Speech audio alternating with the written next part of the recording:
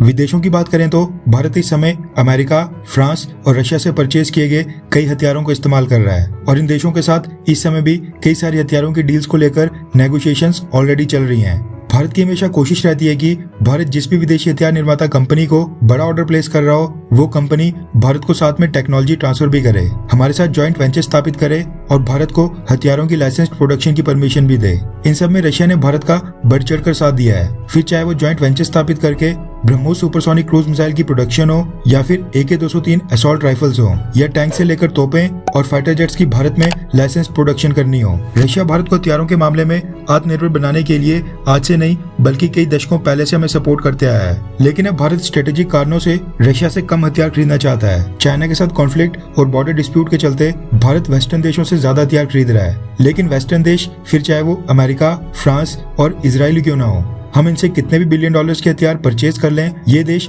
भारत के साथ हथियारों की जॉइंट डेवलपमेंट, भारत में लाइसेंस्ड प्रोडक्शन और टेक्नोलॉजी ट्रांसफर के लिए कभी नहीं मानते हैं। लेकिन अमेरिका, फ्रांस और इजराइल जैसे वेस्टर्न देश जो भी हथियार डेवलप करते हैं वो बेस्ट इन क्लास और सबसे एडवांस्ड होते हैं और इस पर्पज से डेवलप किए होते हैं कि वो रशियन या फिर सोवियत समय के हथियारों को निशाना बना सकें। और ये तो हमको पता है कि चाइना भी रशियन और सोवियत ओरिजिन के हथियारों का बढ़ चढ़ कर इस्तेमाल करता है और भारत की तरह उसके भी कई सारे हथियार सेम सोवियत प्लेटफॉर्म के ऊपर बने हैं। ऐसे में भारत को हथियारों के मामले में आत्मनिर्भर तो बनाना था, लेकिन ऐसे हथियार और ऐसे डिफेंस इक्विपमेंट भी चाहिए जो चाइना के ऊपर बढ़त बना सकें और वो टेक्नोलॉजी है अमेरिका, ब्रिटेन और फ्रांस जैसे वेस्टर्न देशों के पास। यूक्रेन युद्ध में हम देख चुके हैं कि वेस्टर्न देशों द्वारा दिए गए हथियारों के दम पर यूक्रेन ने रशिया को कितना नुकसान पहुंचाया है। इसलिए चाइना के खिलाफ भारत को भी वेस्टर्न हथियारों की टेक्नोलॉजी के ऊपर बेस्ड हथियार चाहिए और खुशी की बात यह है कि फ्रांस भारत को हथियारों की टेक्नोलॉजी ट्रांसफर करने के लिए एट द एंड मान गया है। रेफरेंस के लिए आपकी स्क्रीन के ऊपर अमर उजाला के आर्टिकल का स्क्रीनशॉट है, जिसके मुताबिक फ्रांस का कहना है कि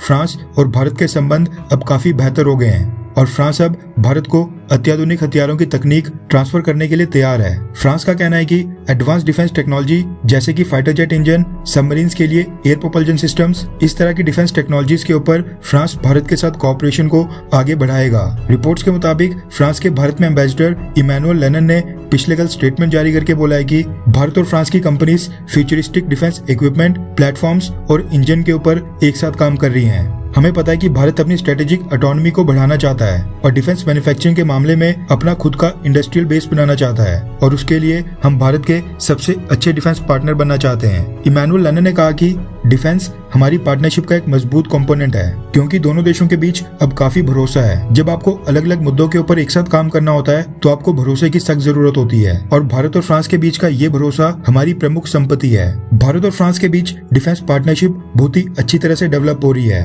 हम भारत के साथ बहुत ही कंफर्टेबल हैं, इसलिए हमने फैसला किया है कि हम एडवांस डिफेंस इक्विपमेंट की अपनी सबसे बेस्ट टेक्नोलॉजी भारत के साथ शेयर करेंगे। फ्रांस कुछ फील्ड में भारत को डायरेक्ट टेक्नोलॉजी ट्रांसफर करेगा, जबकि कुछ फील्ड में फ्रांस की कंपनीज इंडिया की कंपनीज के साथ मिलकर भारत में जॉइंट रिसर्च और जॉइंट डेवलपमेंट का काम करेंगी। भारतीय सेना की फ्लीट में वेस्टर्न टेक्नोलॉजी के ऊपर बेस्ड जितने ज्यादा हथियार होंगे, यूक्रेन की तरह चाइना के खिलाफ युद्ध में हमें उतनी ज्यादा बढ़त हासिल होगी। इसलिए फ्रांस अगर अपने हथियारों की टेक्नोलॉजी इंडिया के साथ शेयर करता है तो ये हमारे लिए बहुत ही बड़ी खुशखबरी है, जिसके लिए फ्रांस को एक थैंक्स तो बनता ही है।